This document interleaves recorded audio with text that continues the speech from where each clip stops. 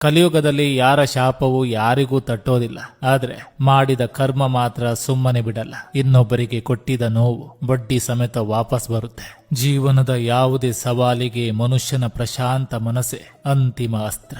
ಒಬ್ಬರ ಮನಸ್ಸು ನೋಯಿಸೋದು ಸಾಧನೆ ಅಲ್ಲ, ಒಬ್ಬರ ಮನಸ್ಸು ಗೆಲ್ಲುವುದು ಇಲ್ಲವೇ ಪರಿವರ್ತನೆ ಮಾಡುವುದೇ ನಿಜವಾದ ಸಾಧನೆ.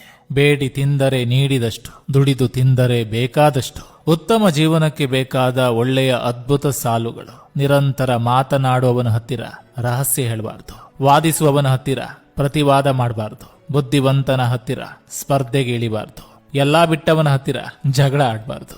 ನಿಮ್ಮ ಜೀವನದಲ್ಲಿ ಯಾರು ಆಕಸ್ಮಿಕವಾಗಿ ಬರೋದಿಲ್ಲ.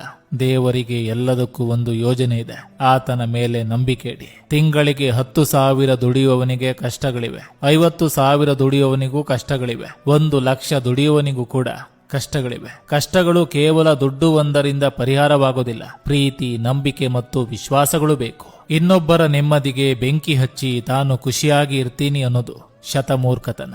ಇಲ್ಲಿ ಯಾರ ಕಣ್ಣು ತಪ್ಪಿಸಿಯಾದ್ರೂ ಬದುಕಬಹುದು, ಆದ್ರೆ ಮೇಲಿರುವ ಭಗವಂತನ ಕಣ್ಣಿನಿಂದ ಸಾಧ್ಯವಿಲ್ಲ.